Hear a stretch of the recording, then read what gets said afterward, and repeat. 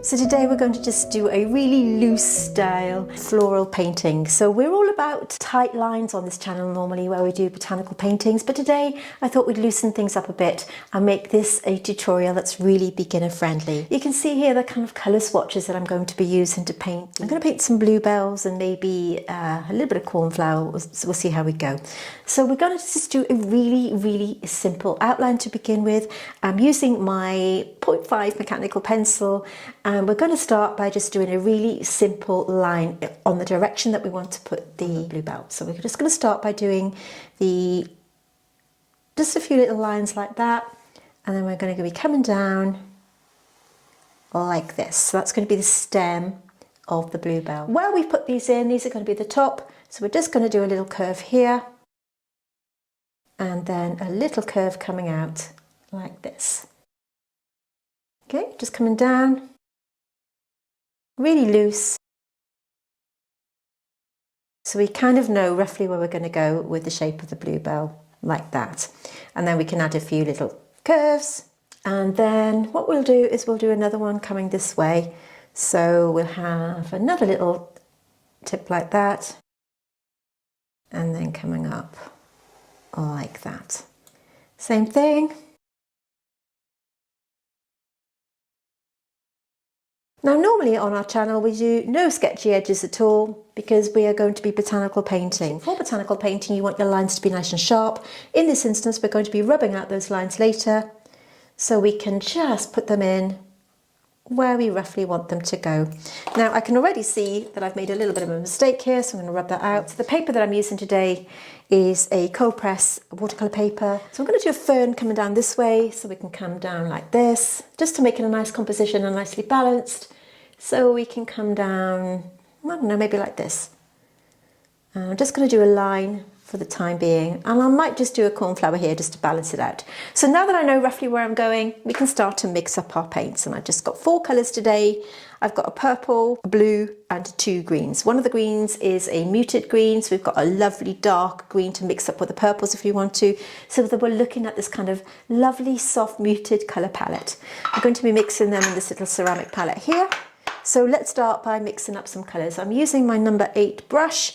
Any brush that you have that's got a nice fine point would be beautiful for these. So a nice puddle of water in the middle, and we're going to be going really loose today. Mix up a purple, mix up a blue. So any blue or any purple that you have. And we've got our 2 greens. This is actually Van Dyke green, so if you've got a Perulean green or a nice muted dark green, anything will do. And also a sap green, so that's a little bit brighter just to make it a little bit more vibrant. So we have these lovely soft colours, and you can see with watercolour you can have these beautiful soft muted blurry tones, or you can have colours that really pack a punch. So we know roughly where we're going with these. So we're going to be working wet and wet, and what that means is you're going to be applying your water where you want your paint to be dropped in, and it gives it a lovely soft blurry look. I have got a tiny puddle of water here in the middle. This will stop this from happening. So when you clean your brush in your water, you get a lot of water running down the ferrule of the brush, which then transfers onto your paper and it overloads the paper with water. So a little tip is to have a puddle of water in your palette. That way you're just picking up the right amount. So we've got our little shapes on now. So we're just going to paint these in. So work around, nice and loose, and coming down here. Same on the other one, really easy. Just apply the water where you're dropping that paint. I'm coming down the stem because I want these colours to merge together to give it a really nice natural looking painting. We don't want it to be too tight. This painting isn't about being botanically accurate, but it's just about enjoying it and getting paint onto the paper. So really beginner friendly. I've worked around this little stamen and anther that I painted in. I'm going to try and keep that white if we can, and just carry on with that stem, working up. When you work wet and wet, the key is to make sure that your paper isn't too wet when you drop your paint in. If you don't give that water a minute or 2 to sink into the paper, what will happen is when you drop your paint in, it just floats on the top. It does depend on what paper you're using. With a high quality or 100% watercolour paper, 100% cotton, you can see it glimmering a little bit. Once that glimmer kind of starts to disappear, then you can go in with your colour. We can drop this in, go to the blue, and just let it do its thing. Drop it in to the blue and just let it do its thing. I'm taking it slightly onto the stem, picking up my sap and just doing the same thing. Go into the darker green, just letting that go in. But we can take that up. Darker colour on the bottom and just let it do its thing. So we've already got a nice blur going on there. Cleaning my brush, patting it on the kitchen paper and gently teasing it into that wet paper. These two colours will now merge together and give a really nice soft looking bluebell. You can see how we get these lovely muted tones on the paper here. So just use the tip of the brush and move that paint around. You can see on this one I was a little bit impatient and it's floating on the top a little, but just let that do its thing. Got some nice loose shapes going on here. Now at this point, if you wanted to, you could pick up some more pigment and just drop it in. This is purple. Just let it do its thing. You can put blue, just to vary those colours a little bit and bring it down the stem, just to make it look a little bit more natural. This is the sap and just taking it to the outside edge. Just patting the tip of the brush. You can see I'm just using the tip of the brush just to pat, same on the other side. And what that does, it releases the pigment from the brush onto the paper like this. So we've got two really nice looking shapes going on at the moment. Remember, watercolour is all about building up layers. Now, as that paint settles into the paper, what we're going to do is take that brush and just press it onto the paper and lift a little bit of it out. Same on the other side. And the same here. And that just gives it a little bit of a shape. And just keep cleaning your brush. We're going to let that settle into the paper and then we can have a look at this one. If you find that your edges are a little bit untidy, it doesn't matter. You can just go over them and sharpen them up if you want to. But like I said, this is all about looking really loose and really floaty and really pretty. So we're going to let that dry. While it's still damp, I'm just going to take another bit of that purple and just drop it in to the base so we can see the beauty of that watercolour shape. So while we're waiting for that one to dry, we can think about doing maybe a little cornflower here or something like that. So what we're going to do is just use the brush and just do a little star shape like that and pick up the blue and drop that in. Pick up the purple and drop that in. And just push it out into those little spikes. Really, really simple. Get the greens, let the green go into the flower. So we want that to kind of blur into that edge there. Gently drop it in, make it look nice and natural and pull down that line. If you find it's looking a little bit too green, take some purple and tone it down with tapping that purple colour on the outside edge like this. Just pick up your purple and drop it in. Pick up some more purple and drop it in. So you have a nice sort of simple, easy shape of your cornflower there. Let's grab some blue. Using the tip of the brush this way around, we can just start to do some shapes using the point of the brush. There's a little bit of green in this blue, but it doesn't matter. We can just kind of do a nice little shape here of a cornflower. We can just do this. Add a little bit of spiky bits on the end and then come down and around. So we've got that little shape where it goes kind of at the bottom. Add a little bit of green to that, drop in your green. What I like about this composition is everything's kind of the same colour palette. When we're working with watercolours, we can of course do whatever we want to. But I really like the idea of having everything looking as if they're blending together as we've got on these swatches here. Just picking up a little bit more purple while we're waiting. And where these two meet, we can just drop in that purple. Any purple tone that you've got. The paints that I'm using today, by the way, are from Mijello. They're Mission Gold. But you don't have to use anything fancy. As we keep saying here, use what you have within your own set because you'll inevitably have something that's very similar. So don't worry about using the exact same colours as me. Don't go out and buying fancy paints, because anything will do. We're all about getting the paint onto the paper and having fun with watercolour. Now, over on this channel, every Tuesday we have brand new tutorials. We're often painting flowers and that kind of thing. So if that's something that that appeals to you, then do consider subscribing. So we upload every single Tuesday. So if you subscribe and hit that little bell on the side there, you'll be notified every time I upload new content, and that way you won't miss anything. And if you are enjoying this video, could I ask you to give it a thumbs up? It's a way of letting YouTube know that you're enjoying what I do, and it means more people can see it and have fun as well. So going back to that purple tone, now that this is drying, we can drop in that purple to give some tonal variation. You don't want it to look flat, you want it to have a lot of depth of colour and all that kind of thing. So as it's drying, take your brush and just add a bit more detail. You can get a nice pointed edge like this and just add a bit more as it's drying down, a bit more purple to the base, and just let it do its thing. As it's drying, I'm taking a little bit more of that sap green and just using the tip of my brush. This is now dry, so we're going to the outside edge just to give it a little bit of contrast on the outside edge there, a little bit darker, coming down.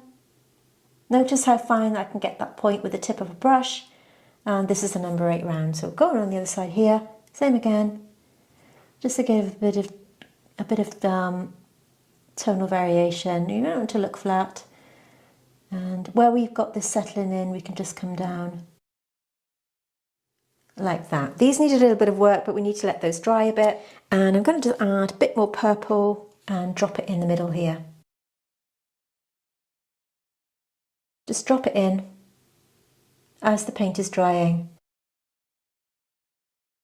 So we got that lovely contrast. I'm going to let this dry completely, and then we can think about putting in that fern. Okay, so at this point we can see that we have some rather flat looking flowers. We've got a little bit of a texture going on here, but watercolour, remember, is all about building up your colours. So you let one layer dry and then add another and another. That way you're not going to get your painting looking overworked and muddy.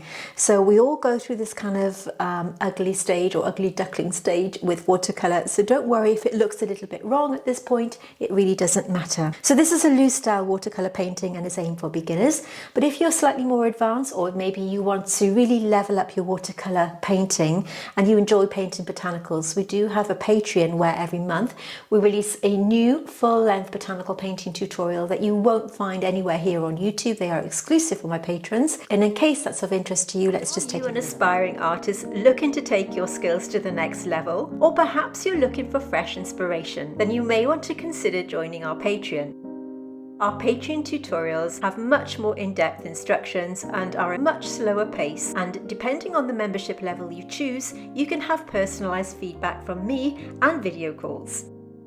Unlike our YouTube tutorials, our Patreon art classes focus on really learning the art of botanical painting, and I will guide you step by step through the technique and skills you will need to learn and improve your botanical art. All of our Patreon tutorials are exclusive to my patrons and you won't find them on YouTube. So why not join up to our Patreon and start creating botanical art you can be truly proud of. So with Patreon you can leave and join at any time, so do take a look and I'd really appreciate your support. Okay, let's go back to this painting here. So I'm going to mix up a tiny bit more of that lovely bright sap green, and we have this other muted green here, which is the Van Dyke green. So just add a little bit of colour there. These are now dry, so I can put my hand over it. And we're going to start to sort of randomly follow this line down. So we've got a little bit of a shape here, that's all I'm doing. A little bit of a round shape there. Follow the line down and just keep doing this kind of shape. Now I know it's not fern colour, it doesn't have to be. Just keep coming down. And we can sort of take it this way. And then as we go down, we need to go slightly bigger. Just follow that line, slightly bigger. And then just keep going out. Pick up more pigment. So pick up some of that other green and just drop that in as you work through. I'm just going to add a bit more of that green. So this is Van Dyke green. This is a nice kind of darkish tone, and it'll just give it a little bit of variation. Let it do its thing. Back to the sap, working down and just continuing to do your shapes like this. Bring it down. We're going behind these. Just carry on with the shape and just work it around. The circles, sort of like an oval shape, nothing too fussy. And start here and just work it down.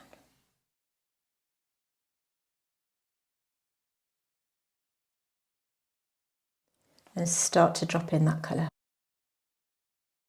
Drop it in. And where we've got these gaps, you can now fill them in. Like I said, nice and loose, not too stressy, mixing a bit more of that bright green and just dropping it in. You can see that by just using the tip of the brush there and just patting it, it takes it into the wet colour. Bring it down. If you want to carry on adding your colours there, you can do, but I'm just going to use that brush just to let it do its thing. I'm kind of aiming for a lovely soft look with this, where we've got these beautiful muted tones here. And just push it around. Can manipulate the paint. You can bring it out if you want to, just give it a nicer shape. So let's get back to our Bluebells. Picking up some of that pigment there. This is now dry, so what we're going to do, where we have that pencil line, we can follow that pencil line and start to just put in a little bit of detail. Working down, working around the outside. This has to be dry at this point. Picking up some of that blue and just adding it in here and there. And then with that damp brush, just blend it in. We've got this lovely soft blur. Bit of blue on the edge. I'm just going to take a tiny bit of any yellow colour just to add to these little bits here. You can put a little bit there as well. Going back to your purple tone. And you can add a little bit of detail. So we're wet on wet to start with, and once that first layer is dry, you can drop in wet and dry. And that's what the point where you put a little bit more detail into your painting. So coming up here with the purple, all nice and dry now, so around the base of the Bluebell, coming up, and then switch to your blue, just to give it a little bit of variation. You can see how that lovely lighter colour shows through. So just don't worry about it being too accurate. We're not about this today. We're just all about adding paint to paper and enjoying the relaxing process of painting with watercolour. Nothing too stressful. Come down. If you're looking at a sort of a Bluebell, they tend to have this kind of purpley tone coming down the stem. So we're going to take this purple right the way down the outside of this little stem that we painted in. Same on the other side. Take your purple colour and just work it around. So I said, nothing too fancy. Going back to your greens. So just add a bit of darker there if you want to. Just bring this line down. Straight all the way down. Going back to your purple. When you put your second wash on, you need the paint to be slightly thicker if you're going to add a little bit more detail. So clean your brush, pick up that colour, go back to your cornflowers, and you can start to put a bit of detail in the middle like this, just using a light touch. And you can just add a few little squiggles where we have the sort of stamen and anther, just to give that illusion. And on the other one, same, just dot it in and just put a little bit of detail in like that.